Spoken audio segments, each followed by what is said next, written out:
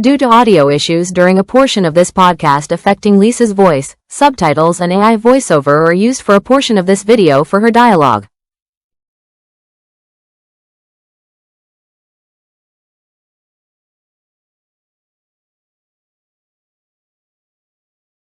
Hi everybody, this is Lisa Benson from Benson's Boas. I'm really honored today to have with me a good friend of mine, Evan K. from Evan K. Exotics. Evan kindly hosted me on his YouTube channel not too long ago, and we had so much fun we are doing a repeat here. Evan works with a bunch of cool species, some I don't keep. I'm all locality boas with the exception of one morph boa. Evan keeps pythons and, what other species? The focus of my collection is locality boas for sure, but I like to say that basically locality boas and then branching out into Australian pythons.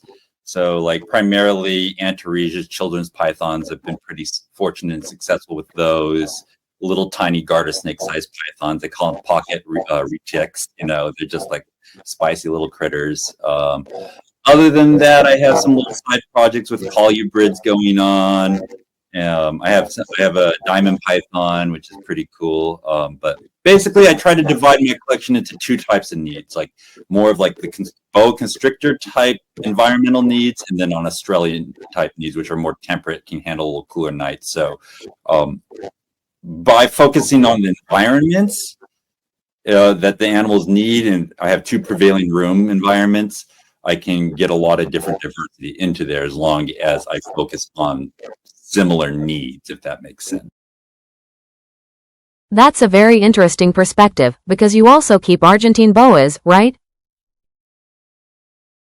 And they probably fall into that more temperate environment also, right? There's a lot of boas that can handle that more temperate type weather. Like, another distinction is I'm from Los Angeles, and I say, a lot of like the Australian pythons are more like Southern California weather, where it can be hot in the day and cold at night, whereas like boa constrictors are more like subtropical Florida weather, a little more stable. So the Argentines, I actually keep all my Argentines in my back room, which is cooler, and it allows me to get them cool enough to breed. Hopefully successful. I've never bred them before, but if I'm fortunate, I will have a litter this year. It's looking like something's happening inside. I won't. Excellent. Yeah, the Argentines, in the winter, that room can be down into the mid 60s, like 65 routinely. And I always create a little hot spot for them, either a heat mat or a halogen day bulb. But if I haven't just recently fed them in the winter, they will consensually sit at 65 degrees body temperature. Then Russo's booked to be out in the snow, heat gathering. Wow. The Sigmas, like the Tarahuma, prefer the cooler temperatures too, don't they? Well, I have no personal experience with them, but that's my understanding. The Terramata, are they called like cloud mountain boas, or what are they? They are in the mountains, yes. At elevations of about 4,000 feet, so it probably gets quite cool. Oh yeah, it's definitely quite cold. It's like the Tarahumara area, that's also a cultural area of Mexico. Like there's the Tarahumara tribes. Yes. And it's very rocky, very kind of rugged and Spartan. It can get cold. It can get ice. It's like the Mescalera tribes are up there as well. So the Tarahumaras would do quite well in your back room with the Argentine boas, wouldn't they? Yeah, you could definitely keep them in the back room. And then, island boas as well. Islands are very extreme habitats. It's like I actually just personally have quite a bit of connection to island life for whatever reason. I lived on an island for 2 summers in Washington State, a small private island when I was working in the outdoor industry. And so, like boat service, like private boat service, and maybe you get off the island once a month. And then I worked on a school that was on a bridge service island for 6 years. And so I spent, 9 months a year full-time working on these. And and I made a post about this, about islands, but they are very two-edged in their energies. Islands always are. and they have this really idyllic, beautiful time that people think of with islands. But then there's this really harsh, inhospitable aspect to islands as well, and that's the part that most people don't see. And I realized that just living on an island, there's for as much beauty as there is on islands, there's ruggedness, there's harshness, there's inhospitability, and Limited resources. limited resources. Like island dwarfism is a Yeah. thing. With Shetland ponies, Shelties, those dogs are small dogs from the Shetland Islands. That's why a lot of the island boas are smaller boas, hog island boas. But they're very extreme in the same way that Australia is extreme, in that they can be very, very hot, then very, very cold, and that can change day to night rather than seasonally.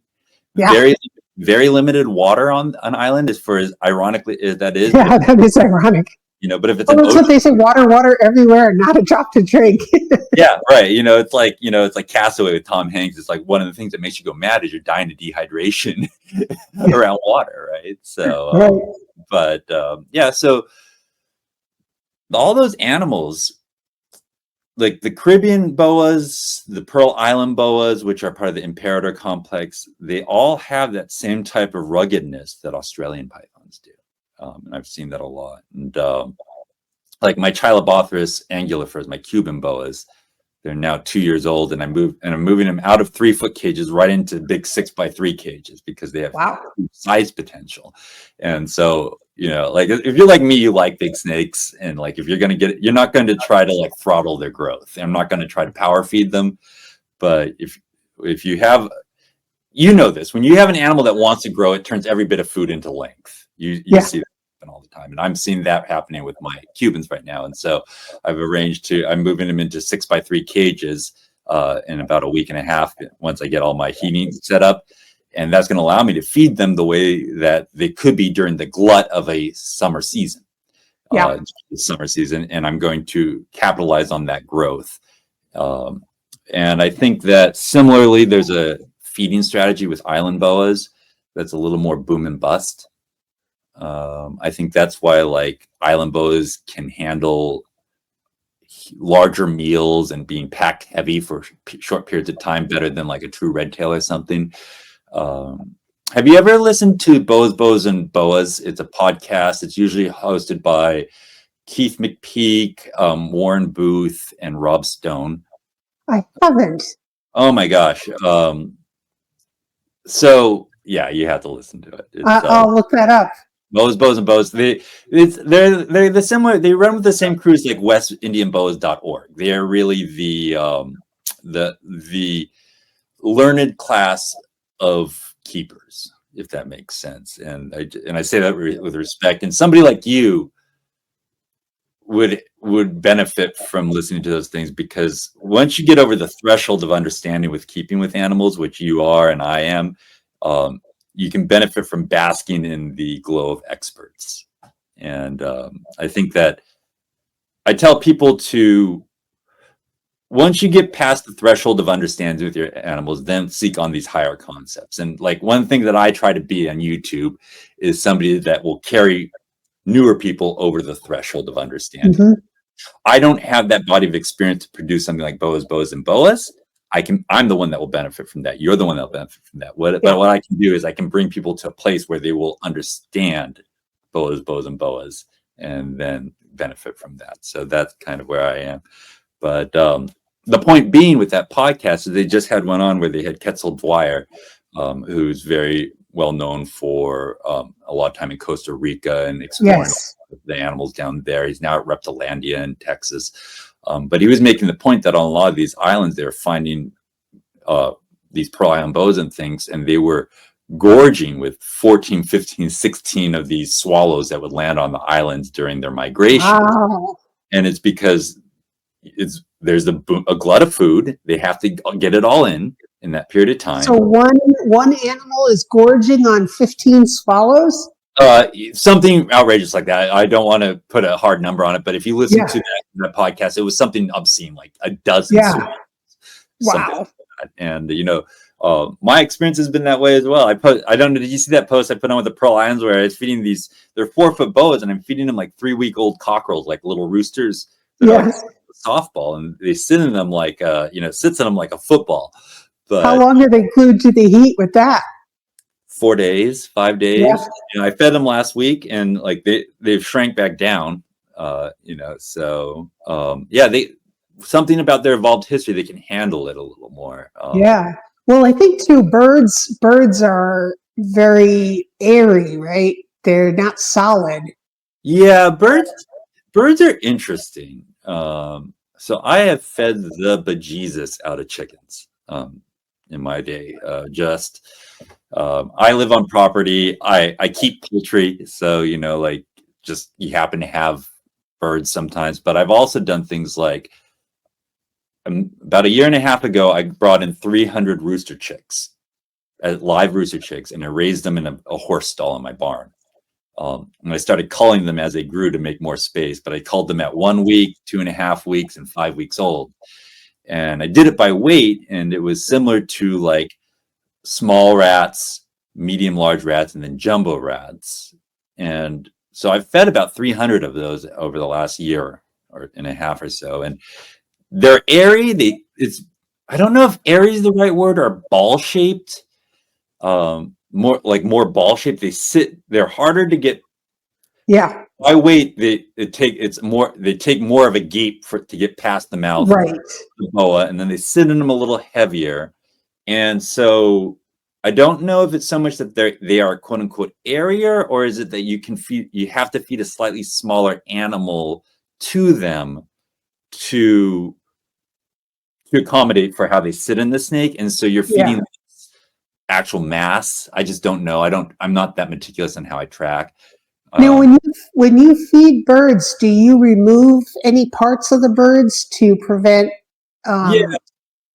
Yeah. Once if they're new day-old chicks, if you get a bag of day-old chicks, I don't worry about it. But especially once you get into them as past a week old, especially because I'm getting all cockerels, they're getting giant spurs on them and big beaks. Right. I cut them off. I cut the feet off of them. I cut the beaks off of them. I figured you must have to. Yeah. Yeah, I don't. Just to be clear, when they're dead already, I don't do that. Obviously, yeah. Caveat. But anecdotally, I've heard some people say that they've had a rooster spur puncture a snake. I know somebody that back in the day, and I've heard some things about that. And if you just see what they do to a Ziploc baggie in your freezer, I know. It's like, don't really need that going down my snake's constitution. Right. Even like I buy my rodents from Lane Labs, and even the rats, they puncture through those bags so easily with their claws and teeth. So I can imagine what a rooster would do. Sure. Yeah. Well, rats are sizable animals. Like one of the more intimidating domestic animals that I've ever dealt with is a big batch of big, not friendly rats. They're pretty scary. It's a big weasel. For sure. But as cool as rats are, they're also serious animals. Yeah. I give credit to people who breed and raise them for us. I wouldn't have the constitution to do it myself. No, so I'm glad there are people who do it for me. Yeah. It's I have ventured into rodent cultivation, on several tries, and it's not for me. If I did anything, I'd do something more similar to like the chicken project. I would do that again. That was worthwhile. I would consider raising rabbits, although I have a very good rabbit supplier. I don't know if you have one, but rabbits, once you get into animals that are 5-6 feet, 1 pound rabbits become really great meals. Actually, rabbits sit, if birds sit in snakes harder, more heavily than a rat, rabbits sit in a snake less heavily than a rat. Really? That's interesting. Absolutely. I feed an ideal rabbit for me to feed to a full size 5-6 foot boa is a 1 pound rabbit. Yeah, I tried feeding my biggest boa, who's Bella. Mhm. I was it last year I tried feeding her a pound rabbit, and Mhm. she wasn't interested in it. Yeah.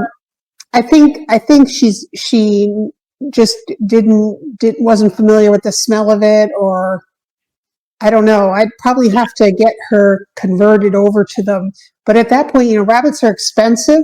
Yeah. So I'm like, and I have no one else who could eat it. Hmm. So I'm like, I don't want to be wasting, Yeah. that expensive a prey item. Yeah, because like if you don't have a really good local source, you're probably paying what, 12, $15 for a 1 pound rabbit, something like that. Something Yeah. like that. Yeah, it's that's actually one of the reasons why I've considered raising them myself is because I have a really good connection. I pay like $6 to $8 for 1 and 2 pound rabbits, That's a which good deal. which is a good deal, but that's also a local cultivated partnership where what she does is she breeds show rabbits.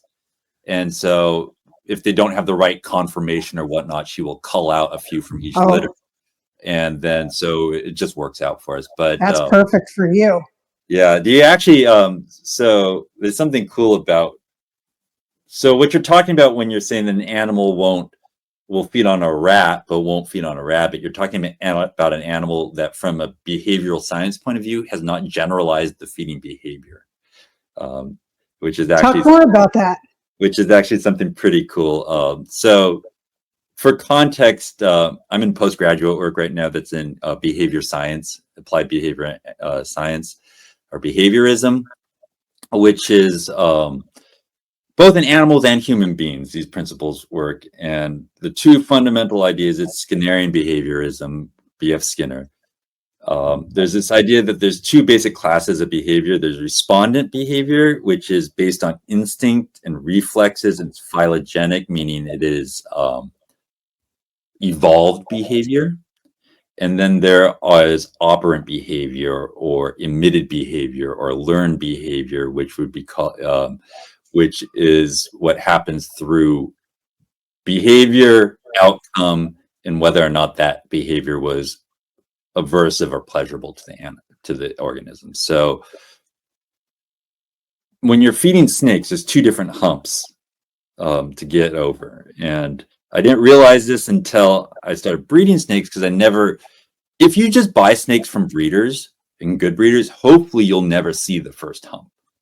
So the first hump is trying to elicit a instinctual behavior that's coded in their genetics using a stimuli that will elicit it. So that's why when you get babies and you have to quote unquote start a baby, that's why you might have to use a live rodent instead of a pre-killed one, because they need that, because they're coded to eat that prey, a mammal prey, but it just doesn't have all the stimulus of a live prey. So you're trying to elicit that behavior from them from nothing, and you need more stimulus. So that's why you might have to rely on the live prey, or like with the children's pythons, they are not evolved to eat mammals when they're that small. Their environment, they're the size of a night crawler when they're born. So Wow. there's very little mammalian prey that would be prey size selectable for them. So the belief is that they're obligate lizard feeders and obligate amphibian feeders, and that's a lot of it. Candoias the same way.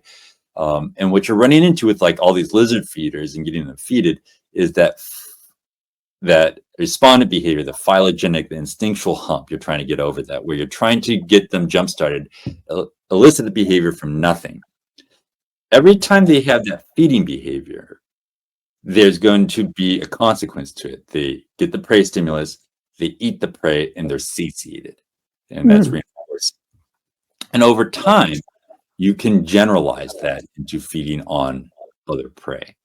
And so anytime you have an animal that won't eat at all, you're at that point of eliciting instinctual behavior. And that's your challenge. That makes sense. I have had, well, for example, with these guys, this one in particular, these are island boas. These are from the island of Roatan. Okay. And this is a Honduran firebelly, but they are actually from the island of Roatan. And this one in particular was a holdout for live food for almost a year. Yeah. And he was very good about live food. I mean, he would pounce on it immediately as soon as he saw it. Right. But he just did not want to have anything to do with frozen thawed. Sure. So I had to eventually do the old bait and switch trick with him, where I would hold the live food Right. and behind the frozen thawed, and he would get the sense of the live food skittering around. Yeah. And then I would pull it out of the way at the last minute. Right. And a couple times he wrapped both of them, and I had to deal with that. But it eventually converted him. Sure. And I've also had the experience with Dumeral's boas, which I did a video on recently on my YouTube channel, which was I had a boa that did not want to convert from quail to rats, and because Dumerals love quail. It's like crack to them. They love it. Yeah, birds are high value. But I wanted him eating. Oh, I lost Evan for a moment. He's back. But I had to do a thing where I did like a shake and bake. I scented the quail, scented the rat with quail, and then I did a thing where I actually stuck a part of the quail into the rat, and eventually fooled him into believing that he was getting a quail first, and then he ate the rat, and then he's like, oh, this isn't so bad, and he eventually took the rat. So there's some tricks you have to play to get them to believe that they're getting what they want. Right. Yeah, exactly. And, but yeah, and now this guy's a great eater. Yeah. And all that stuff, there's not one trick that works for anything, but in general, the philosophy is get them eating. Any eating is good eating. Any feeding begets more feeding. And then over time, you generalize that by changing small parts of the stimulus. So you might maintain the temperature and the physical presentation, but now instead of a mouse, it's a rat pup. Now instead of a live mouse, it's a pre-killed mouse. Now instead of a pre-killed mouse, it's a frozen mouse. Things like that. But that's how you generalize. But yeah, all that stuff, I've gotten much less stressed out about getting animals to feed on a specific thing over time. And now I'm just pretty much, if they're eating, but they won't eat X, Y, or Z, they fall under the category of soft feeder for me. Right. And then I just keep feeding them because I understand that any feeding begets more feeding. And at some point, you will see it just transition over. It's like, if you offered a rabbit again, I bet you if you'd given her a small rat, let her eat the small rat and then offered the rabbit. Once she's in that mode. Yeah. Right. Exactly. Because you're pairing a known stimulus with the new stimulus to generalize it. And that's eventually the trick that worked with the Dumerals, was giving him the quail appetizer. And I called it the aperitif. I gave him the quail aperitif, which is just a wing. And then he readily took the rat right after that. Oh yeah. How do you feel about feeding more than one prey item at once? Are you somebody that will feed a couple, or? Yeah, I don't. I actually don't. So I've always been told that that's something you don't do. But tell me more about your philosophy on that.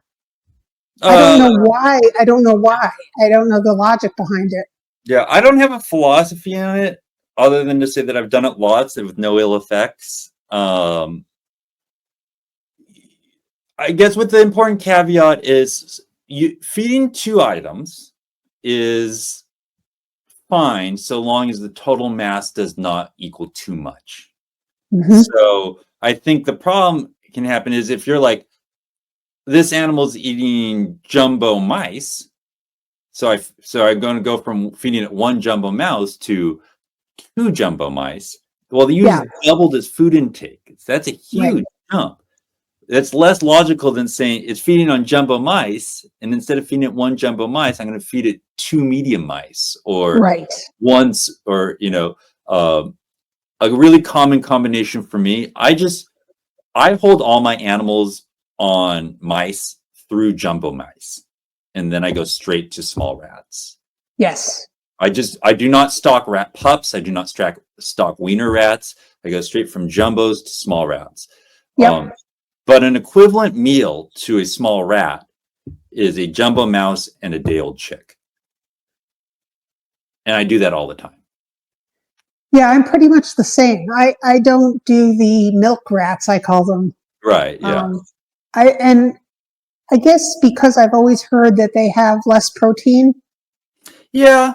And that the milk can upset their bellies. I don't know if that's true.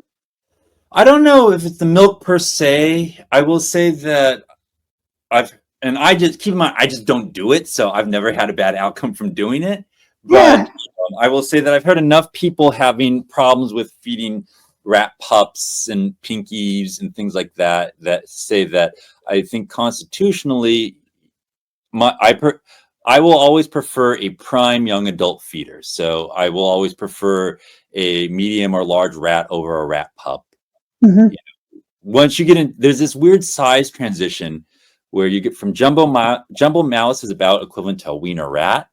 And so some people say, I don't feed jumbo mice because they're old, bagged out, fatty rodents. And I'll say, well, I don't feed jumbo or wiener rats because they're soft, squishy, half milky, immature. So, it has an existing reality. And the truth is, I think that you'd be fine with either. There's a monetary motivation to feeding jumbo mice over wiener rats for me. There's a monetary motivation for feeding a jumbo mouse and a day-old chick over a small rat for me. And people can judge me for that, but I've seen no evidence to say that one's better than the other. And so then why won't I save $1 per animal when you have 50 of them in your house? Related conversation, what's too big and what's too small? Do you have you ever what do you think's too big for your snakes? Yes, so I'm an engineer. I guess I can be pretty nerdy about things like formulas and rate of change. I weigh my boas, particularly during their real growth period over the first 3 years of their life. For my boas that aren't red tails, like BCC and also the BCA, those I treat a little bit differently. For all the other boas, I stick to that 10 to 15% of body weight rule. And I'm looking at the body weight over time. I want to see a nice steady rise in weight over time. Preferably linear. I don't want to see any sudden spikes upwards or downwards. I'm actually working on a project where I'm trying to develop equations that describe the optimal growth rate for the different subspecies I keep. But what I do for the boas like the BCC and BCA that are more stively sensitive. For those I definitely stick closer to the low end of the 10% to 15% of body weight scale for prey items. Less than, be greater than. Sometimes, even less than 10%, because I have found that by exceeding that, I have run into regurgitation. I not only stick to that, but I make sure that I don't feed any more often than every 10 days. I also look at the age of the boa. Any boa less than a year old is going to be getting fed every 10 days. Once they are over a year old, and assuming they are looking good, I will look to decrease frequency of feeding and increase prey item size. Once the boa is over 2 years old, it is likely on rats. In most cases, my boas that are transitioned to medium rats go to every 3-week feeding intervals. I'm definitely looking at their body condition the whole time. I want to see them muscular and lean. For example, this is a year-old boa right here, and you can see that he looks exactly like that. Yeah, that looks like that's about the same size as my Guyana BCC that are like 10 months old. And I'd be pitching a medium mouse. Yes, just this last feeding, he transitioned to large mouse. He was on medium mice before that. There's a lot of versatility in size too, right? It's like, say, my adult breeder full-size boas are like 7-8 feet, the females. The size appropriate range for something like that is phenomenal. It's something between a small rat and a 3-pound rabbit for me. And, as they get bigger, the size range that they can accommodate is more. That's why when you buy feeders, when you get into like jumbo rats, the size range can be like from 250 to 500 grams. It's huge, but yeah. I tend to believe it is true that over like gorging boas runs with risk, and especially like I agree. I consider the Amarali boas, the short tail boas, the true red tail boas. I keep them in a class to the side of more sensitive. I also include Argentines in that, which is something that, from my personal experience, I've just had happen. Not so much in babies, but just older ones. If they, if you feed them a little too big, maybe because they're in the cooler room, and like it's that room's just it's not 75 yet, it's 70, and they just let that rabbit sit a little too long. I've had them regurgitate rabbit before, almost completely digested. So, I guess those are the BCs. BC subspecies, I would say, are different than BI subspecies. Yes, the constrictors just seem to process slower. Right. And, I think one thing I consider about what's too big, more than what's ultimately too big for the animal, I think about what's too big for my processes and my motivations. Like in the summer, I feed the snot out of my snakes. I'm feeding my adults every 10 to 14 days, and I'm not feeding them something petite. I'm not gorging them. But what I want to do is feed something that 10, 15% of their body weight, just like a baby. If I'm trying to condition them up to breed, I'm going to be feeding them something that just makes them look a little nice and full, but it goes away in 3 or 4 days, and then I'll feed them again in 10 days. Like I like to say that if I try to get 25 to 30 feeding events in a year on an animal, I want 2/3 to 3/4 of them to happen in the warmest 4 months of the year. So and the majority of that food mass is going to get consumed during those warm months. But if you start getting into, like, I've just fed a 3-pound rabbit to my big female boa constrictor. That's a big rabbit. It's a big rabbit, and it's out in her. It doesn't actually look that huge in her, but it anchored her for 10 days. If you wanted to feed her, if you're trying to use feeding as a feeding cycle and a feeding pressure for breeding, if you put something in there that's going to bog her down for 20 days in July, especially when I live in northern New England and I only have 4 months to get of hot season, I've just taken up way too much of my breeding cycling window for pressure at too large meals. So I will feed them smaller just to go through that. I think I don't push sizes. Like a 3 or 4 pound rabbit on an 8-foot boa, it's about as big as I've ever fed. I think they could take a 10-pound rabbit for sure. Doesn't mean it's a good idea. Right, like sometimes these pictures from the wild will come up in some of the Facebook groups. These boas have eaten huge prey items and are sitting by the side of a river, massively bloated and weighed down. You can obviously tell they won't be able to move for a while. Oh, sure. And they will eat something big enough to just rip them open. There is video documentation of boa constrictors eating like large caimans and things, and they get them down and then they just split open. So one of my favorite comments about large meals and boas was Andrea Boa. She's on Facebook, but she said something about, she's like, boas in the wild will eat something big enough to break the internet, which is true, meaning they can handle it. But also, they will. The other truth is, like, I've seen videos of boas eat a caiman and it splits them right open. I've seen videos of African rock pythons eat an antelope and the horns just split them open and they die. That's what I don't approach the ultimate largest size that animals can consume, but I am also not afraid to feed something that's outside those. When they're babies, for the first year, I tend to aim for just steady, moderate growth. And then in the second year, I start to feel a little more bold about it. Like my Cubans are going on probably 18, 20 months right now. And this is the summer where I'm going to feed them. When I'm preparing for breeding season, I'll definitely start bulking up my pairs more. I'm really happy with how I prepared my North Brazilian BCC and Paraguana Peninsula boas for breeding this year. They are still in good condition at this point in the season. The paraguanas are still going at it. I don't know when I'm going to separate them. They were locked again this morning. Don't separate. What would you do? I wouldn't, if they are in courtship, I would never separate. Never separate them, but I would never permanently separate them. Okay. I strongly believe that if you are still having interest in your male, from your male on the female, it is a mistake to permanently separate them. Okay. It is. Because they are definitely they're still breeding. Yeah, it is. I would say it would be a mistake to pull them apart for good. I feel no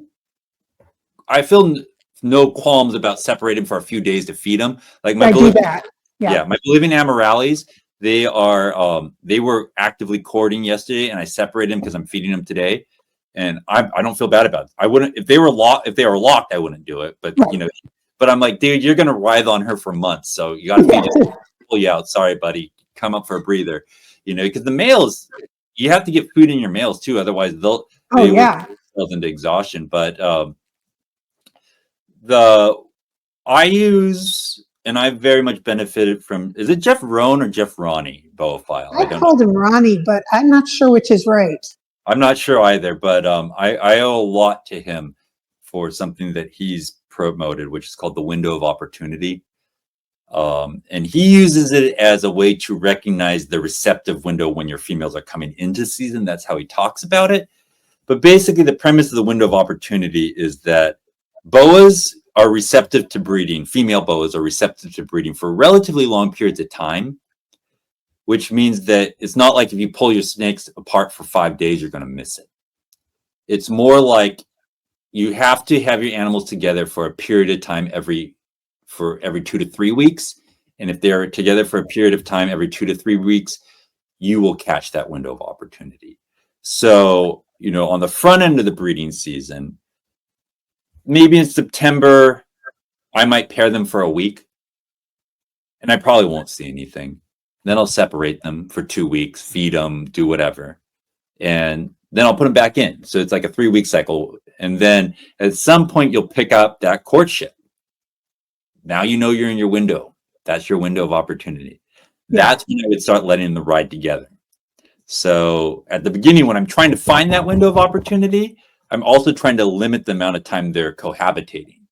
I think you could probably not do it a little differently because your caging is bigger relative to the size of your animals. So I think one of the reasons why, like with my Amarale boas, I was putting together for briefer times is because the cage was adequate, but was not ample for 2 animals. So I just wanted to limit the amount of density time together. But so 1 week on, 2 weeks off, 1 week on, 2 weeks off. Somewhere in November, I caught courtship. Now I'm going to invert it. Now it's 2 weeks in, 1 week out to feed. 2 weeks in, 1 week out to feed. Once I see them going real hot and heavy, it's 18 days out of 21 are in, 1 day out, feed, let them digest for 2 days, put them back in. So, the intensity of togetherness is higher as I recognize that window. These guys got a really late start with their courtship. They were very friendly with each other. I mean, they certainly didn't mind being in with each other. Like there was no fear between them. Right. And for a long time, they were substrate barriers. They stayed under the substrate, kind of in their own piles. And then they started kind of coiling up together on the basking shelf. And then I started seeing them like really piling on top of each other. And before long, I started to see them following each other, like when one would come down off the shelf, the other one would too. And then shortly after that, I started seeing some action. And now they're almost every morning when I come in, they're coiled, the tails are coiled. Yeah. So I sent you a picture this morning. There were. The little ones on the shelf, those were your paraguanas, I believe, right? Those are the paraguanas, yeah. That female looks like she's coming in the shed. Yeah, she might be. She's, I'm hoping she's gravid and due in mid-July. Yeah. Although if he is still courting her, I would say I don't think she's gravid. I think you were Oh, the coming. female, she's not with the male anymore. Oh, okay, gotcha. Yeah, she is separated now. She's the North Brazilian that was with the male that had the prolapse. Yeah. How's he doing? He's doing great. He's recovered completely, and I had him out yesterday. He took a nap in my lap. He's doing great. That's awesome. If you Yeah, thought he he should be fine. healed up, like he wasn't going to pop a stitch or anything, Yeah. what you could do to test and see if she's gravid is put him back in, and even if he's got a hemipene injury, he will probably still court her if she's not gravid. And so that's actually, so that's the inversion of the window of opportunity, and how you can use it on the back end is when the female has bred, it is very clear in that the interest in the male will change. It'll go from all that togetherness you're seeing to almost none. Interesting. Like it goes off like a light switch. So, like I said, at the beginning of the year, you can use the strategy of the window of opportunity to find your breeding window. And then when you're in your breeding window, make sure that they're together the majority of the time. But then you're going to see this time where you now think she's bred, and maybe you have the POS XYZ. But I would also recommend never pulling your male for good. Like if you're like, this is my POS, I marked it in my book, and I'm willing to stick a flag in that and bet money on it, you should still always now pull your male out, feed him, keep him out for 10, 14 days, pop him back in. Yep. If he still breeding, you were wrong with your POS. And I will tell you that the first 2 times I bred Boas, I was wrong with the POS. And if I'd pulled my male, I would have been unsuccessful. In northern New England, I think that my seasonality up here and how extreme we are kind of screws with my timing a little bit. But I have had the last time I had Guyanas, my post-ovulation shed was June 20th. Oh, it was late. It was late. And I've had that.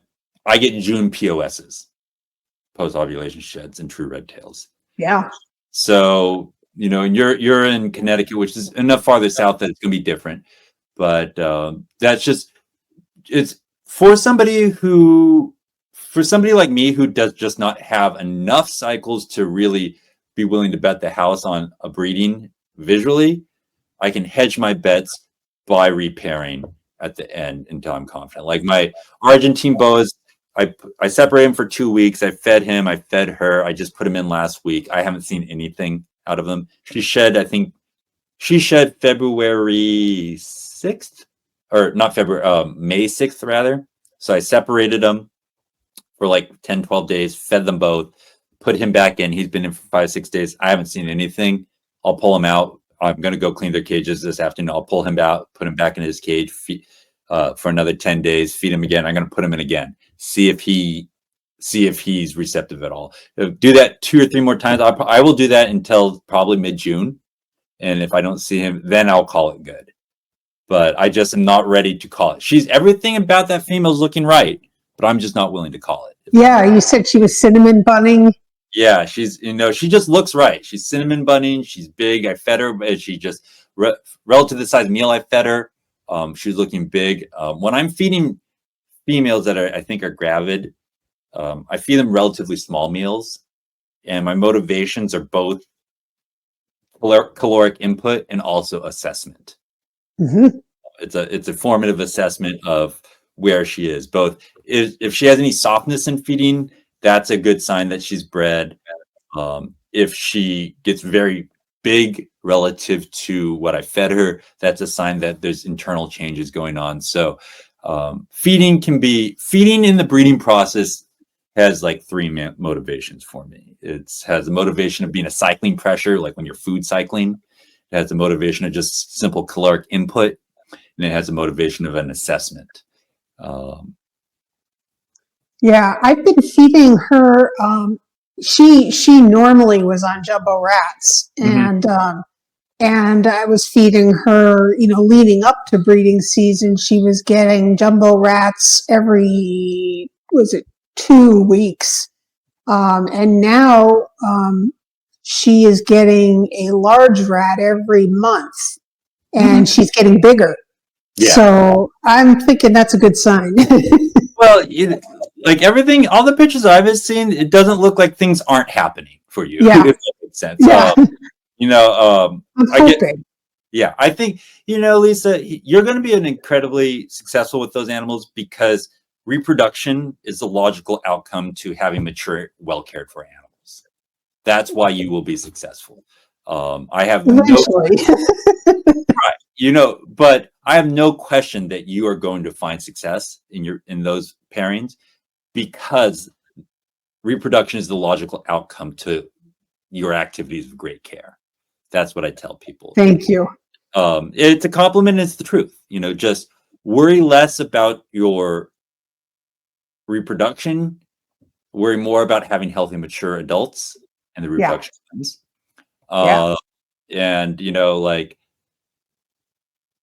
this is an exciting time of year for a lot of boa keepers, and I get all these pictures of people and like, oh, I think this is a post-ovulation shed, and I'm like, it looks more like follicular development. The truth is, your animals better than I do, and all these people that are sending me pictures know the animals better than I do, and I don't know boa breeding that well enough to say definitively. But I think a lot of times with my friends that are in the same boat where they have the care really dialed in, it's less a question of if as it is when. And I mean that both in terms of your season, where you are in your season. It's not if your boas are breeding, it's where you are exactly in your progression for that season, and also over the course of years. With children's pythons, it took me a while to realize this, but I bought a group of them. I bought 5 of them to start with, and 2.3. And everything I read, it's like they're mature at 18 months, and I struck out until year 3, and it was frustrating from that like expectation, right, of being able to breed at 18 months. But the reality is that's That's pretty young. pretty young. That's individual dependent. That means that's if that would be 18 months. Like I could probably get a male children's python up to breeding size and to be breedable at 18 months if it started feeding right away and I pushed the feeding schedule and had it under my custody from the time being. But like if I'm getting an animal from somebody else, which is what I did originally, they're probably 6 months old and they've been fed on a not maintenance schedule, but they've been fed not for that pushing schedule. Right. And then like they have to acclimate to your room, and it's just unlikely that you're going to get it in that first 12 months. But the reality is I just kind of continued doing what I did. I didn't change anything. And in year 3, I had all of my items go. And that's not because my process has changed. That's because they came into maturity. They came into and you can't fight that development. And do you know Nick Mutton? Yes. Know of Nick Mutton? I mean, I don't know him personally, but I know of him. Yeah, I would love to know him personally. He's one of the tops for me of who I think would be a top name. But because if you listen to, he's another one. Like he has a podcast called Responsible Egg Management. And if you want to know how I think about my reptiles as organisms, not as individuals, because I kind of separate my affection for my animals from them as organisms, if that makes sense. Yeah. But one of the things he talks about is he's like, you can be more successful doing the wrong thing consistently than changing up a bunch of right things year to year. Yeah. And it's like, because like with those children's pythons, if I missed on year 2 and I was like, oh my gosh, it's because I didn't do X, Y, and Z and changed it, I don't know if I would have been successful or not, but I was successful without changing anything. And with boas, if you miss on a season, if you miss in your first season, that's not a big deal. That is seasonal cycling for next season.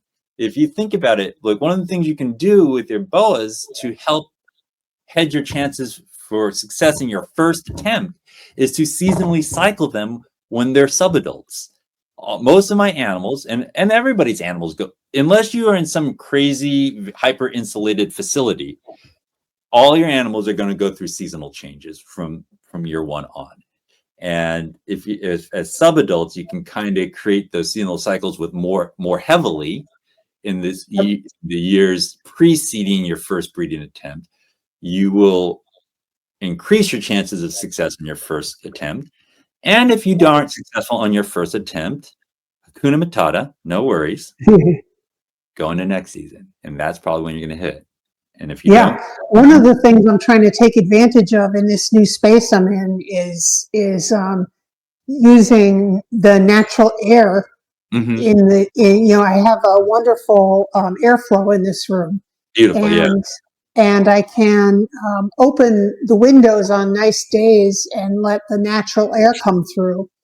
And I think I like that idea because it also brings through the natural humidity, the natural, some of the natural temperatures, and I just think it changes the air out, and I think that helps with the seasonality too.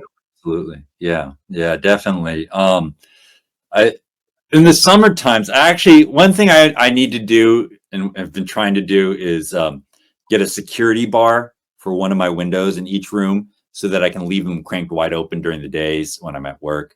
That basically, same idea, wind tunnel. And if you do that all night long in the summer times, you can do that. It drops down into 60s at night. That's perfect. Just they all have cage heat. It's humid during the day and just flow air through them. And it's like I'm big into ventilation with my cages. Like I order ventilation is so important. Oh yeah, and it's like I see you have a ceiling fan going on. That's super important. I run fans in my room because that agitation of the air in the room is what actually creates airflow in your cages. Yes. They're pretty like PVC cages are pretty limited ventilation. I order mine with double ventilation. I do too. Yeah, and especially if you had hinge doors rather than sliders, because the slider has a gap with air as well. You want extra ventilation, but some of the best cages that I have are those old Neodisha cages, those big yellow ones, and they have huge 10-inch air ports in them. And that's a product of back in the day when they had less tight heat controllers and thermostats. So like you're working on a rheostat. So you wanted something that was less heat efficient so that it would not build up too much heat. Actually, those cages, I run those cages without a thermostat. Really? An open closed secret, for everything that people say that you need a thermostat on, those big 6x3 cages, they're 6x3x2. They have phenomenal air volume. First of all, they have phenomenal air volume. Just there's a lot of air in them, and they have one 10-inch lamp hole, and they have these like holes like that big. They have one on the top, two on the sides. So they have massive amounts of ventilation in them. And I just tune them with a light bulb wattage that will be within the range of appropriate for the entire time. So if I know that my heat range never gets hotter than 85 degrees, I know that I put a 50-watt incandescent or a halogen in there. The hottest that hotspot's ever going to be is 92, 94. Like my room, I've only seen my room on an annual basis. I only see that room get to 82 degrees. The hottest I've ever seen that room get is 85. And at 85 degrees, I went in and I took the temperature directly underneath those 50-watt halogens, and it was like 94 degrees. Mm-hmm. So even if that room went up to 90, that spot would be at, close to 100. But it's a spot that big in a cage. In a huge cage. And they can get off of it. Yeah. So, that's how you get away with it. I'm not saying to do that in all your cages, and that's something to not do until you really understand the dynamics of your room and how to do that. But, those big cages, I'm only running 50 watts in them. Most people. So you're saving some power there. I have all of my enclosures. All of my enclosures are on radiant heat panels on, herpstats. Sure, and I have a lot of those too. Yeah, and the room itself is on a separate what do you call that? A heat pump. It's on its own zone, so you can control. It's on its own mini split. Yeah, and so I can control it pretty tightly. from the rest of the house. And I've got two overhead fans in this room, and in the baby room I have another one, and a mini split in there too. So it's nice because I can control the different zones really well. Yeah. The baby room I have racks in. Yeah. What, like in those, you actually run the same cage as I do, I think, because you run like 6 by 2.5 by like 18-inch tall or something like that, right?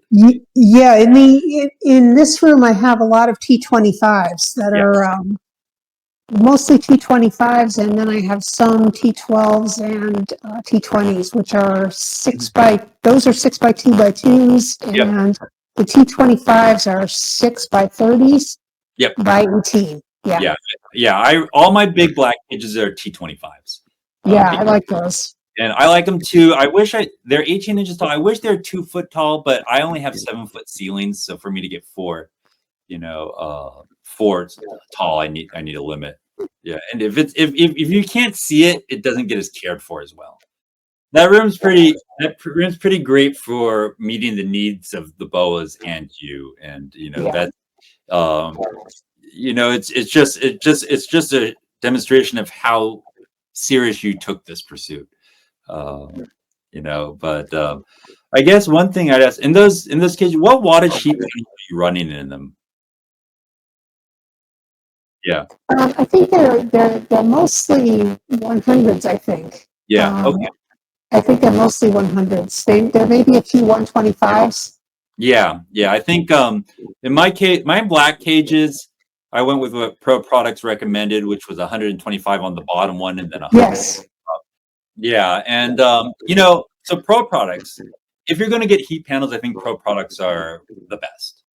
And one thing I do think, if anybody hasn't dealt with Pro Products before, the way you order Pro Products heat panels is you call Pro Products or you email them, and they send you a list of questions about your cage, your room temperature, and they recommend a wattage size for you.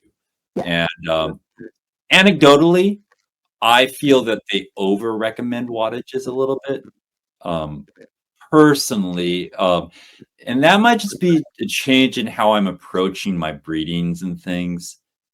But like I have 100 watts. I wish I'd put 75 waters in them. And the reason being is I'm focusing now a little more on providing a very discreet, contained, small hotspot about the size and shape of the boa when it's coiled up, and limiting that to my hotspot, and making more of a play on the ambient conditions in the room.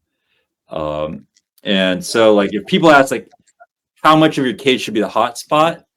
Well, if say 90 degrees is the hottest, is what the hotspot should be in your cage, right? Like 88 to 90 in the summer, 86 to 90, something like that. That hotspot should be about the size and shape of your boa when it's coiled up. So look at your boa when it's resting in a nice coiled up shape, and that's about the size and shape of the heat spot. That's one of my biggest issues with my big ARS racks, is that it's not so much that the heat tape is not adequate to provide the heat, it's in an unnatural shape for the snake. So if you're to attempt to breed a boa in there, it's going to want to coil and heat bun, but really only it's just a strip on the back. And so so that's hard for it. But like, if you're going to use a heat mat, like in those big Argentine boa cages, so if I have an halogen bulb on the day, I always do provide it an 80 something degree hot heat mat at night. But in those big cages with those 8-foot boas, it's a 1x2, which is about the size of that snake coiled up. So they can always get onto a spot at 80. Even if it's 60 degrees in that room, they could always get to it. And it's in the right shape for them as well. And so that's interesting. That's an interesting thought.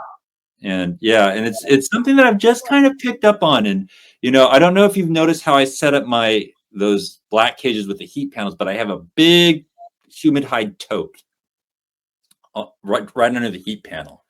And so what that does is it creates about an 8 to 10 inch gap between the top of the tote and the heat panel. And that top of that tote is what I consider my hot spot. The basking spot. And I'm going to take the temperature right on top of that. And if that spot's 86 to 90, depending on where it is in the season, that's my hot spot. Inside the tote, it's a little bit cooler, but it's warm and humid. Then, but the rest of the cage is much more coolly cast. It's much lower, much more low temperature. And by elevating that hot spot, it allows me to throttle down my temperatures because I have the benefit of a herpstat like you do. You Yep. know, and I'm adjusting the probe temperature to whatever it needs to be to hit that temperature. But it means that I'm not having, if I didn't have that elevated platform to hit that spot on the floor, it'd be creating a much broader umbrella of heat across that cage. Yes. And what I'm trying, and I've done a lot of things to really contain my hot spots with the understanding that ambient temperatures are the temperatures that matter more to your animal's breedings. And as long as they can have their access to the temperatures they need by accessing it, they're going to be okay. Yep. And it has multiple benefits. Less heat is more efficient. Less heat is safer. Less wattage in your cage, it means less chance of runaway high temperatures, fires, things like that. But how it relates to breeding is this understanding that the only temperature you can impose on your snake is an ambient temperature. Mm. You can't say, I want to, so you're like, I want to cool my boa. So you drop your ambient temperatures down, but still half that cage is warm because you have a giant heat panel in it or something. I don't know about you, but if you had a choice between being a little chilly or nice and toasty, where would you be? Yeah. So the only way to actively impose any temperature on an animal is ambiently. Right.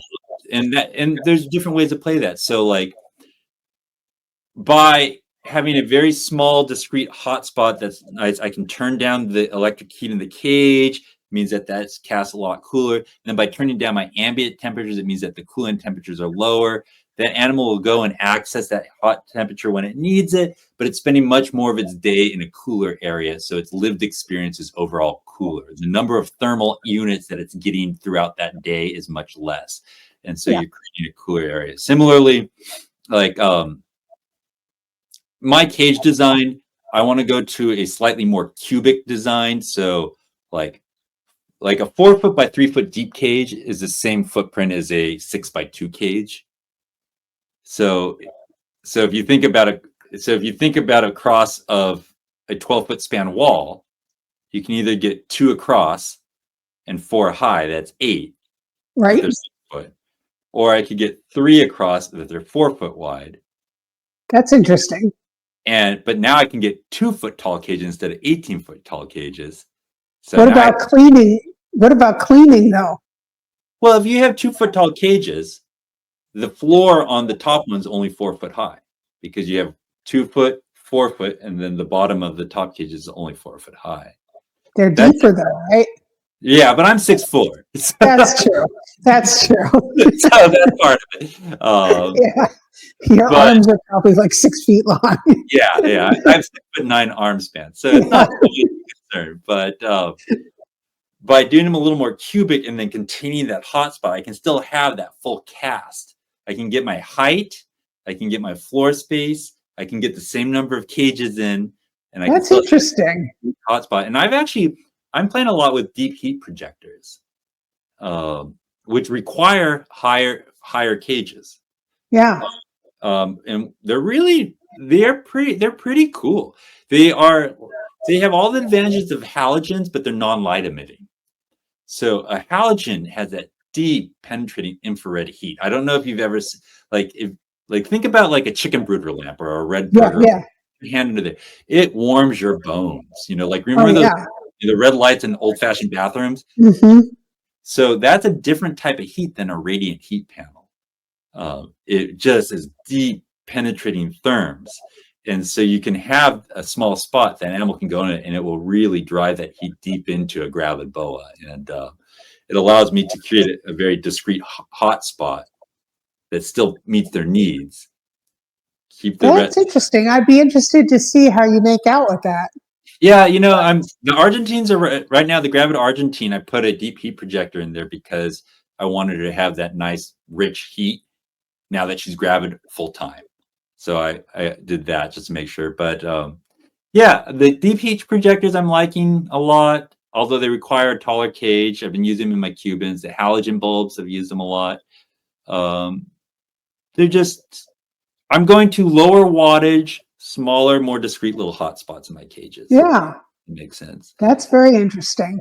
Similarly, related to ambient temperatures, if you ever have an underdeveloped baby, do you know about putting them in an incubator? No. No. So this is the same concept about imposing ambient temperatures.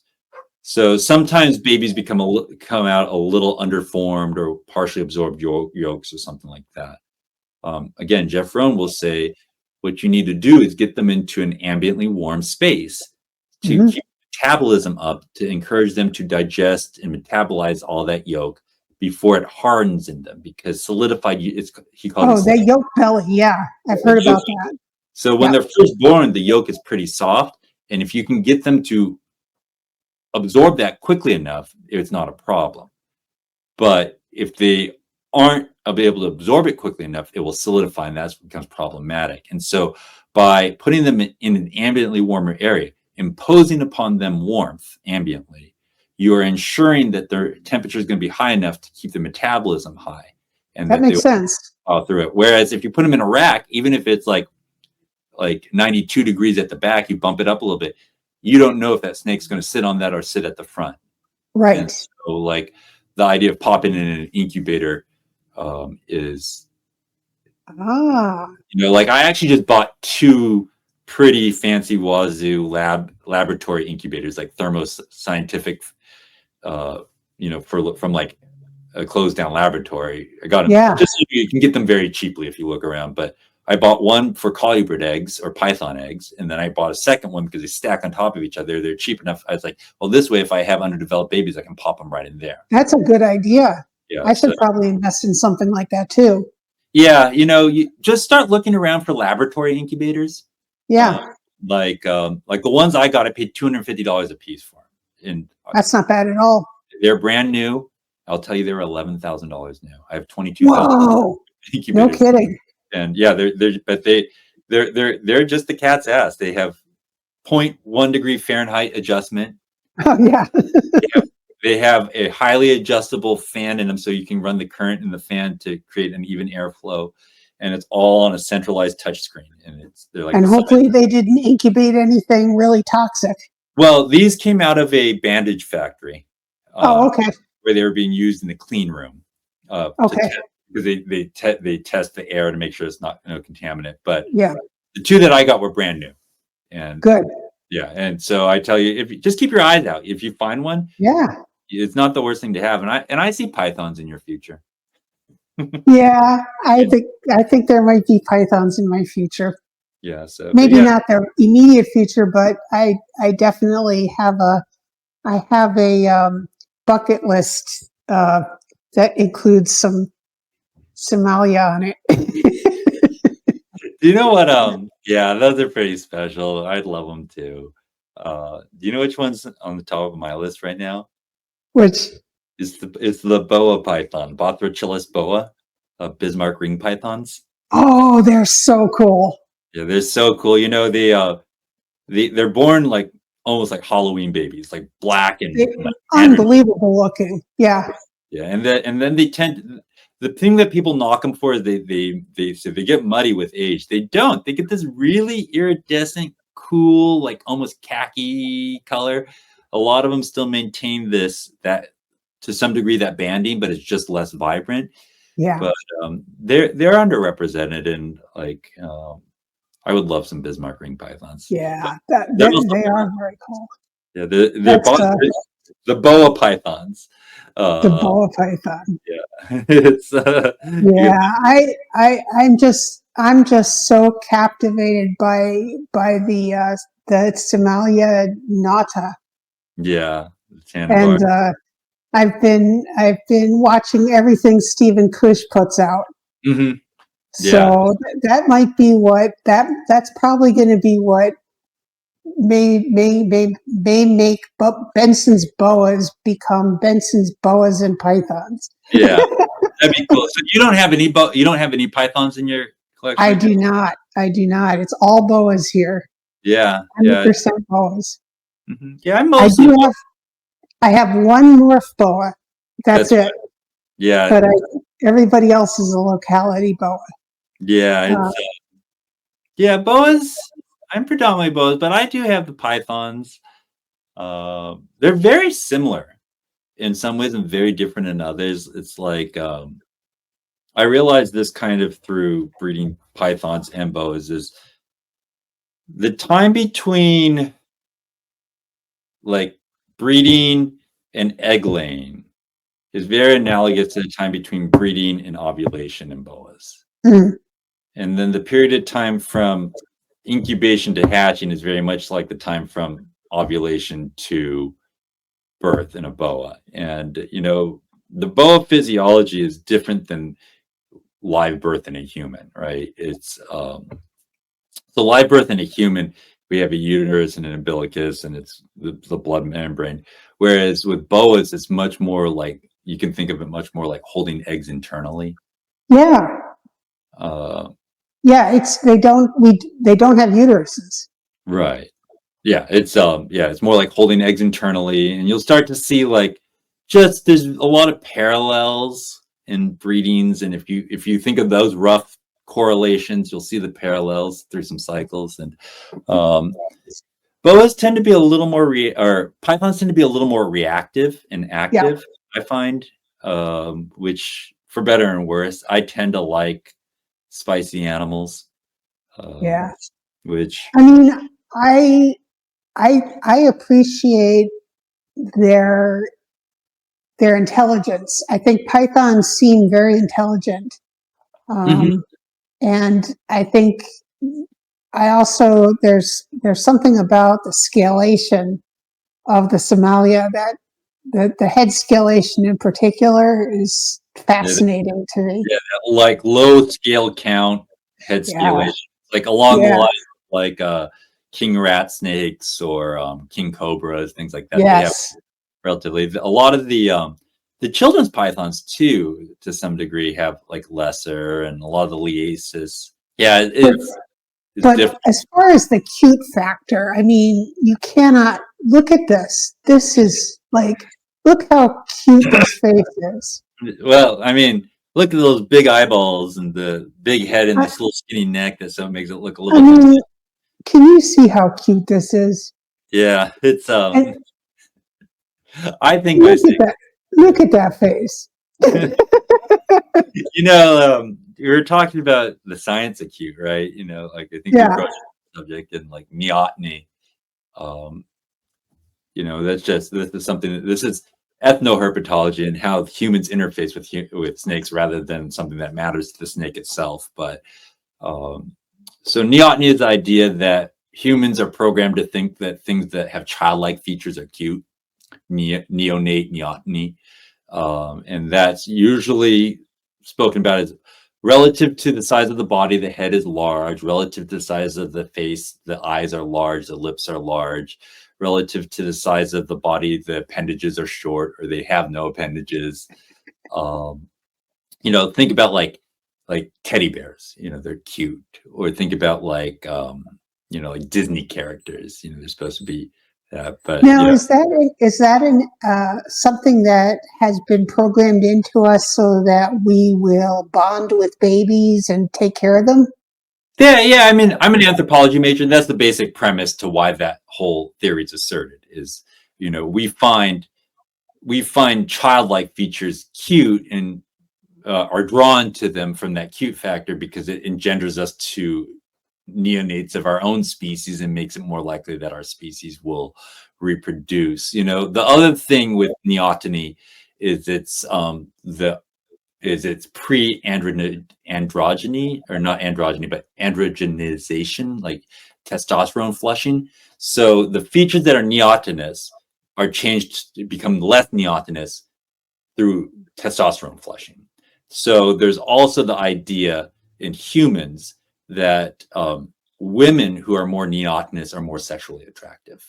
So like Interesting. if you think so, not only is it, and this isn't to like infantilize women, but this is just like what is considered sexually attractive in a woman is big lips, big eyes, like a relatively large head on a petite body, things like that. Those it's sexually attractive. So, but neoteny is both neotenous features are both seen in immature things, and they're seen in things that aren't flushed with testosterone. And so as it applies to boas, we think that Honduran fire bellies are ridiculously cute because they have big eyes mm-hmm. and a short face, yeah, and a short little head. Yep, short, like squat, and on a big slinky neck, right? Yeah. That snake would be less childlike if it had a big stout neck, right? Yeah. So but yeah, those ones are really cute. They almost seem to, like I haven't seen many of them. They're pretty uncommon, right? Very uncommon. Yeah. But they seem to have almost. So I've only really seen yours and a couple others, just photographs of them. They all seem to have a pretty significant reduction of patterning in them. That kind of strike. Yeah, there were some in the litter that had normal saddles. Mm-hmm. High, like they had much more saddles, but I was drawn to the ones that had reduced. Yeah. This one is quite reduced. There was one in the litter that had no saddles. Yeah. Okay. But yeah, these definitely do have reduced saddle counts for sure. He has just a few. Yeah, that's definitely so. Like what you're describing is actually like suggesting statistically like codominance in an aberrant gene. When you talk about like that litter and you talk about an array of from almost normal to very not very aberrant, Yeah. the expression of a codominant gene, and like I think that aberrancy in boas is pretty common. Yeah. Well, you see it in the Guyanas a lot. Oh yeah, yeah. Like mine consistently produce aberrant animals. I think it's related oftentimes to ladder tails. So like Parsons is a ladder tail, and you'll get an array of expressions in it. Roswell ladder tails, things like that. But I think that a lot of aberrancy is polygenic, meaning it's not a true gene morph like Parsons are, but then I think there are also true gene morphs in there. And yeah, it's just I will tell you that pattern genes and aberrancy genes are one of the things that are going to get really unpacked as we go forward. And you'll just see it so much like that's a very aberrant animal. Like look, there's no, the sawtooth thing, like there's like a little triangularness along the side of the rosette. It has none of it. That's a very flattened, that's very Parsons-esque. Isn't that wild? Yeah. So, it'll be interesting to see what that produces just because, is the other one, is it, you have a pair of them or? Yeah. The other one is also very reduced. Very, very reduced. And, it'll be interesting to see what you get out of that. It's because they're related, correct? Yes. Yeah. Which is good for answering that question of whether it's a gene or not, because line breeding means closely breeding, right? Yeah. So you're going to have, it'll be really interesting to see what pops out of that. Like it makes me think along the lines of, did you see that wild litter that Elliot Stone popped out? Oh my goodness, that's crazy. Yeah. Elliot has some really wild Surinames. Yeah, Elliot's got he's a good guy he's a good guy in the hobby, right? He's got some of the wildest Surinames out there, but what they were was they were two animals that were highly reduced that were related. That's kind Is of that how it started? I believe so. I don't want to put it into his mouth, but I believe that's what it is. Just kind of seeing what he had related animals and he bred them together. He has a very clear look that he selects for in his founding stock, which is aberrant and striped and reduced. And I think that he acquired aberrant striped animals that were similar genetics, and the synergy of those genes created that really incredible litter. If people haven't seen them, they should go look at them. They're one of the most noteworthy litters of Surinames I've seen. Oh,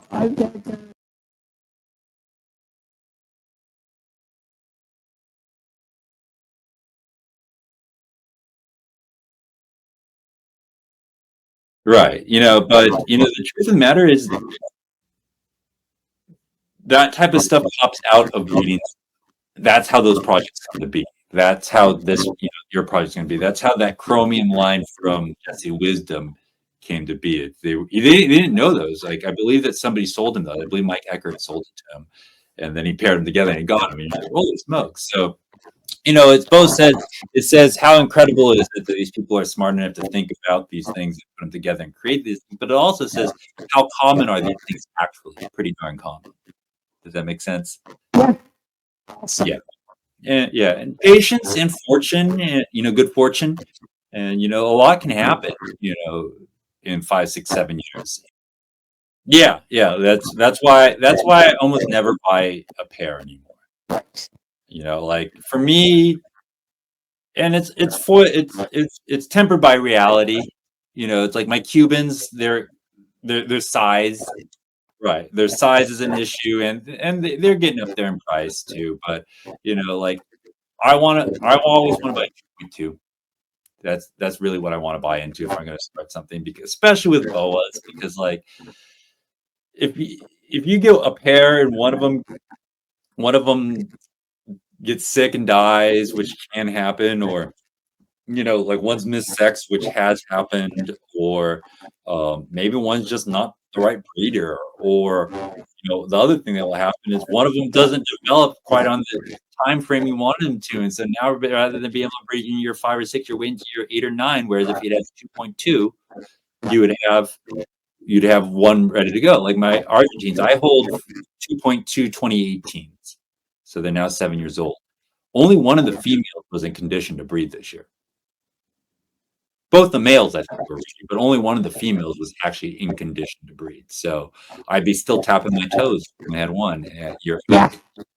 Right. And as it is, I'm in year 7 in my first attempt. So yeah, it's like these animals, the maturation rate of these animals is significant in the scheme of a human lifetime. Well, I mean, everything that you have now, you'll see. Yeah, you'll see it. It's like, but it's like, I don't know, like I'm 41, and I wish that I had a collection that I left in my early 20s, and I didn't come back into this seriously until I was in my younger 30s. But like the joke I had with my mom is like, Mom, if you let me get a Galapagos tortoise and a peyote plant when I was in middle school and wanted to, they'd both be huge by now. Like, it's just like, yeah, I don't know. It's like, I always thought that reptiles, when I was younger, I thought that reptiles was a young man's game or a young person's game. And now I think of it as like more of an older person's game, in that like to really go where I want to go, you have to have a certain amount of life stability and experience and resources. I have to have cash flow for my collection. I have not, and that it's not like a gun to my head, but if I don't have production yearly, it starts to hurt me financially. I'm a teacher. I don't make that much money. It's like the truth of the matter is money, like, it's just a grind the whole time, and it's hard to sustain, and it would be unsustainable for me if I didn't do that. I personally think that a collection like you or I have doesn't belong in a rental house. It's just you have too little control over it. Yeah, I'll just tell you, like, I used to own apartments, and I would not knowingly rent to somebody in a 2-bedroom apartment with the collection I have. Period. Right. Yeah, I just know it's not appropriate, if that makes sense. So, yeah, that's just, animals are a lot, and there's the boa constrictor, not the complete boa constrictor, but that orange book, the manual. It says that there's a quote that says most households only have the capacity for 1 or 2 boa constrictors, and like with the full size boas, that's very true. Like it's like having a coffin in your living room. Yeah, right? That's what I say. It's go find a place to stick a coffin. My cages are 6 by 2.5 by 18. That's a coffin.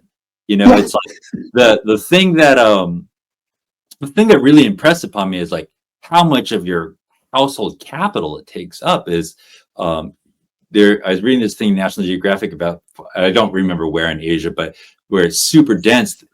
They have these micro apartments that are 6 foot by 2.5 foot by 2 foot tall. And they almost look like sleeper cars in a train or something, but people live in them. People, and in Japan, people live like this, right? Japan is very, very dense. Like parts of Japan, I think lots of like what is it? Is it Taiwan is the very, very dense. Yeah, right. Yeah, Yeah, I've seen these sleeping quarters that people stay in where they're basically just little compartments people go into, like almost like drawers. Yeah, and but the reality is that's how big of the cages that you're sitting behind you are, and it's most people in America, it's not like we are house rich in America, you know what I'm saying? It's most people are affordability in housing's hard. A lot of people are renting a 2-bedroom, 900 square foot apartment, something like that, and that's really where like those medium-sized bows that you have are more practical, right? Right. Yeah. It's one of the reasons I focused on this range of sizes. The other reason was just I wanted to always be able to handle them on my own. Knowing that my partner, my husband, was not going to want to pick up the slack when I didn't want to do things with them. He made it clear that this was not his interest. And even though he's tolerant of me doing it, he was not interested in cleaning cages, and that's fine with me. But it's not his deal. Sure. So I had to make sure that it was sustainable for me. Right. And that meant that, it probably wouldn't be a good idea for me to have, animals that were, hard to wrangle, or anything that was, so heavy and, large that it would require 2 people to safely, manage. So, and then I started thinking about, the reality of most people in this country, do have some space constraints, and there is probably a very good market for these, boas like this. Look at this guy. He's been sitting. I've had my Terra Humeras out for some of my videos too, and they're also like this. They'll just sit like on my hand, and they're great little friends. Little companions that'll just hang out. The temperament. Their temperament is exemplary. I mean, I spend some time with this guy, but I mean, he's naturally like this. Yeah, that's amazing. And they're just such good little boas, and the perfect pleasure to own. Yeah, and and all other things being equal, a smaller sized animal is a more appropriate captive. Period. It's just, even if you put it in the same size cage, it just means that it's more amply sized. So like all other things being equal, a 6-foot true red-tailed boa is a more appropriate captive than a 10-footer. Even if I put them in the same cage, 6-foot boa is more amply set up than that 10-foot boa. And, that's absolutely. And, I think like, I mean, it's not like you don't work with large size potential. You have 2 red tails. But one question I have is, how many of those I should be really producing? Right? How many full-size boas should I really be producing? And how many people a year do I run into that are going to appropriately house this for 30 years? It's like if like the last Guyana true red-tailed boa litter, that was 15 animals. They say that they average out at 80 feet. That one litter is 120 foot of boa constrictor cruising around America in 5 years, right? From that one breeding. So it's like, and I don't work with any true giants. The Cubans are near giants, or will be. But if we are going to question the mass availability of reticulated pythons, if we're going to question the mass availability of Burmese pythons, the next logical step is the mass availability of full-size boa constrictors and things like that. And just I don't think I'll ever get to the point with any of my animals where it's like printing them like hotcakes, but I feel less comfortable having a large scale production plan for big constrictors than small constrictors. Yeah. That makes sense. So. Yeah, it does. Yeah, I feel, I feel much more comfortable finding good homes for boas in this size range, Mhm. Than I do for a larger boa. I think, these boas will fit very nicely in many households. Mm-hmm. Sure. Yeah. And they're just as cool. It's like I it's funny. I like the big boa constrictors, and I like my little like pocket pythons, right? Like I have all the little children's pythons and things. So, like I'm trying to branch out on a little more like away from constrictor complex animals and like into some other species, things like that. And it's like are you like kind of the constrictor complex? Like when we talk about that, what's your understanding? That's like boa constrictors and the subspecies, right? Right. So when you talk boa constrictor complex, you're talking about, I think, you're talking about boa constrictor constrictor and the boa imperator and probably boa sigma. Yeah. And then the subspecies like the Amarilli, the Longicauda, those guys are all boa constrictor complex. Right. We talked about, yeah. In my mind, and I don't know that constrictor complex has a formal definition, but when I think about it, I think of it as all the animals that we used to think of falling under boa constrictor and Yeah. So that would be, back in, not even that long ago, but, like 10, 15 years ago, there's boa constrictor. Constrictor was true red-tailed boas. And then there was the boa constrictor imperator, which was the imperator boas and the morph boas. Right. And then there were all the subspecies that were all considered like BC longicauda, boa constrictor longicauda, and the occidentalis. Yeah, BC occidentalis. And I believe what's happened since then is they have made boa imperator its own species, and they've made boa constrictor its own species, calling it BC boa constrictor now. And there's also boa sigma off its own. Did occidentalis get promoted too? I cannot tell you what the current thing is. I know that they're talking about occidentalis becoming its own species. Yep. As well. I don't know where it is in terms of that, but what happened with the big split was splitting boa imperator from boa constrictor. In terms of like in lay person's conceptions. And so now like a lot of things that were boa constrictor got moved over to boa imperator, like Pearl Island boas used to be BC sabogae. Now they are BI sabogae. Same thing with longicauda. They were boa constrictor longicauda, and now they're boa imperator longicauda.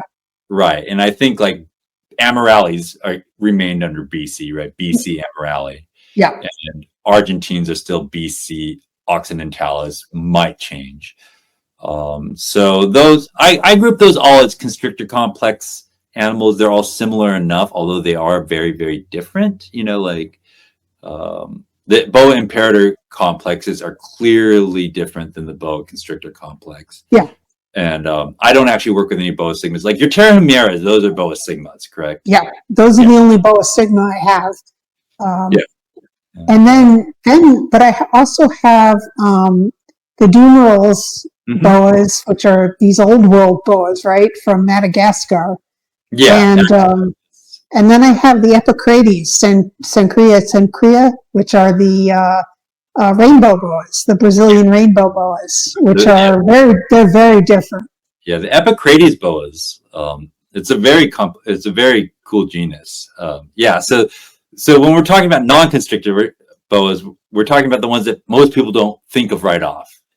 So you're talking about Dumerals boas, Acrantophus, which is the Madagascan complex, Dumerals boas and the Madagascan ground boas. Yep, Sanzinia. Yeah, there's the two Sanzinias. There's the western, the Volotini, and there's the eastern, which is the Madagascariensis. So Sanzinia Volotini is the mandarins or the red ones. They're westerns, and then the easterns are Syncytium metigariensis, and the green ones. The green ones, yep. The Epicrates, the rainbow boas, I believe, didn't anacondas used to be Epicrates? Yes, they're related to anacondas. Yeah, and now anacondas are Eunectus, right? I think so. And then Epicrates rainbow boas. There's like the Brazilians, there's the Argentines, the Colombians, the Paraguayans. I mean, there's probably a lot. There's a whole lot of them. Yeah. And the Cuban boas actually used to be Epicrates. Did they? Yeah, they are the Cuban boas. I don't know about the rest of the Chilobothris. So what about the Jamaicans? Are they also? They're Chilobothris. I don't know historically. That's actually a good question. I just don't know. I don't have that historical perspective, but I don't know if Chilobothris were all under Epicrates at one point, or if Chilobothris was its own genus for a long time and that they just moved Cubans from Epicrates to Chilobothris. But interestingly, so Chilobothris is called Caribbean boas, right? That's late terms, or West Indian boas, another way to think of it. But there's a portion of mainland South America that's considered the Caribbean. Did you know that? It's like Guyana. Guyana, yeah. It's considered Caribbean. I don't know about Suriname, but Chilobothris are the I can't think of a Chilobothris that's on mainland South America. So I think Chilobothris are all the true island boas. But there's also like island boas, like hog island boas. Those are beasts. Yeah. Those are imperators, right? They're imperators. But they're on the Caribbean islands of Hog Islands. Or actually, where is Hog Island? Is that off Belize? Okay, so that makes sense. It's on the other side of the continent. That makes sense. Okay. Yeah, so yeah, it's just interesting. I'm trying to think. Then there's like when we're still in the South American, Caribbean, there's all the Corallus species. So like the emerald tree boas are Corallus cuteness, and then I work with Amazon tree boas, Corallus hortulanus, and there's all the annulateds. The boas that I would love to work with right now are Rauschenbergeri, the Trinidad tree boas. Oh, yes. They are like, and there's different localities that are very different. But I believe the Trinidads are the big ones, but they are like heavy-bodied, bigger, similar to Amazons or annulators, more in that family than like in an emerald. But they are very unique, interesting and impressive Corallus species that I'd be interested in. They are island based, or a little, which makes them more hardy. It's like versus an emerald that is considered relatively fragile. It's known to science, but not spotted very often. But my dream boa that I'll never get because it's just not a likely possibility, for true scarcity reasons, not like legality or anything. Corallus cropani. I've never heard of it. The Cropans tree boa. Never heard of it. When how there are those boas that are mythical, like Nebulosa. Yeah. They're up there where people know of them, right? And maybe they find a dead one on the road every 5 years. Yeah. Maybe and they might be common somewhere, and there might be a population of people that know where they are all over the place. But in terms of like herpetoculture and science, we don't know about them very much. Yeah. But then there's also but then people like forget, North America has native boas. Yeah, I think the rubber boa. There's something about the name that makes me laugh. I mean, rubber boa. Ridiculous, yeah. It's just such a funny name, rubber boa. Yeah, but just a cryptic little small boa that's endemic to. I think they actually run up into Washington State. Yeah, aren't they in Northern California and Washington? I think, yeah. I mean, my understanding is that rubber boas go up the West Coast. Yeah. West, I don't know for sure, but I believe that they're found in Oregon. I believe they're found in Washington. I don't know about like Idaho and those areas, but the rosy boas, they're North American. They are they're found in Los Angeles, Bay of LA. Like I actually, I have a little bit of an idea to get a rosy boa collection going, and if I do it, I'm just going to do straight California locality rosy boas because I think it's funny because the localities are like highway names. yeah, it's kind of like gray banded king snakes where they're like route 126, power line road something or other. Yeah. But it's very true because that all comes out of the tradition of field collecting, right? And it's still a thing, and it's I don't have a moral thing against it if it's done with certain conditions on it, but these animals existed in the wild, and if they're native, we are more likely to know exactly where they came from, right? Because there's that conversation about localities, so like Surinames or Guyanas, it just depends where they were shipped out of. Well, because we have the advantage of knowing that Billy Bob collected it in the desert in Los Angeles, we get that precision of locality out of it, which is pretty cool. So is it true? I heard something about rosy boas that you have to be very careful with water with them. I've never kept them enough to know for sure, but I heard that they absolutely have to have limited water. Oh yeah. I think that is the prevailing common thought for sure. I just don't. That's speaking outside personal experience. Yeah, me too, for sure. If they are knowing where they're endemic to, it's pretty dry. Like I lived in Los Angeles. I know where they were, and it's pretty dry. California is Mediterranean. It's not humid, and there's a lot of animals like that just don't do well with humidity. Like Dumerul's boas don't like to be wet. I just listening to that Boas, and Boas podcast. It's the Keith McPeak, Rob Stone, and Warren Booth podcast, and they were talking about how they had the one on Madagascan boas, and they do the life history on them, and they are endemic to pretty scrabbly, dry, foresty areas. And anecdotally, that's my experience too. They don't like being wet. If you keep them on wet coconut, like a South American boa, they get kind of like pruny bellied. Like a little, like they just don't like that. Yeah. Mine prefers a drier coconut, and he also, but it's funny, he drinks a ton of water. Yes. And I call him a siphon. Yeah. And he will always drink after I take him out. Like I'll take him out to handle him, and when I put him back in, the first thing he does is he heads right to his water bowl, and he'll siphon down like a quarter of his water bowl right away. Yeah, they're one of the boas that you can see them drop the level of water. It's pretty amazing. And then the next thing they pee all over the cage, and you're like, yeah, they do. Yeah, the Akron, the Dumerals. Interestingly, the other thing I learned from that Boas podcast is that the sex chromosomes on the Dumerals is different than the South Americans. Oh, tell me more about that. So XY is the traditional male-female sex hormones, or sex chromosomes rather, in humans. And I believe that, and now, like, I'm trying to paraphrase Warren Booth, who's got a PhD in, so I'm going to be in hot water pretty soon. But the X and Y is the traditional sex chromosomes for a lot of creatures. And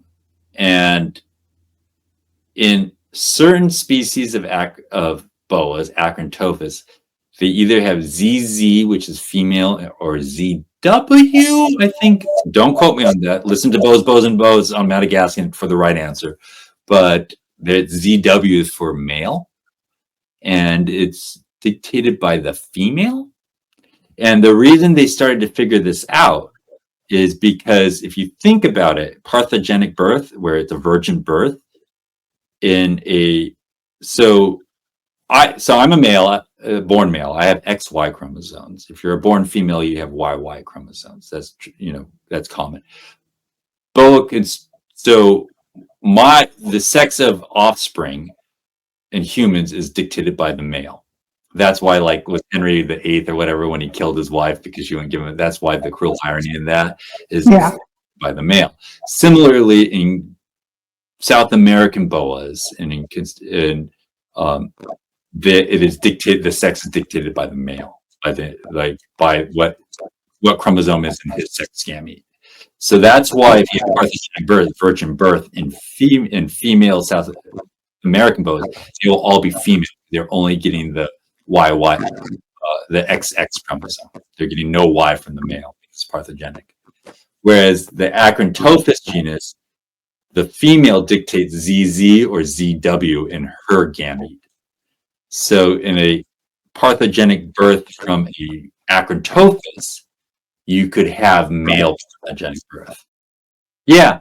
I think that's definitely, with that species, according to what Warren Booth was saying in that podcast, that's a possibility. And that was actually that anecdotal evidence was actually what led them to believe that. The flip side, the other thing it could be is stored sperm. So you might actually have one from that litter that they're speaking of on Boas, and Boas. And if not, you should at least shoot one. If you should listen to that podcast and maybe just because he's trying to collect sheds and things, you just let him know that you have it. Yeah, but that's super interesting. So, but that's like, isn't it cool? Like what true experts know, and just it's basking in that. Just and likewise, you're an engineer and you talk about creating graphs and algorithms for your growth rates and things like that. So herpetology is a really cross interdisciplinary pursuit. It's like there's different ways to approach things. There's different ways to look at it. I tell people I'm fortunate that I understand residential electricity, like even down to things like that. It's a very nerdy pursuit in a lot of ways, but I don't know. It's I'm just always in awe of the animals and always in awe of what people come up with that are truly passionate about them and things like that. So it's just, I've been tangled up in snakes for a long time, and there's so many things just by spending the hours with them that you pick up, right? Absolutely. And thank you so much, Lisa, for having me. And thank you for doing such a wonderful job with your animals. It's truly inspiring. I really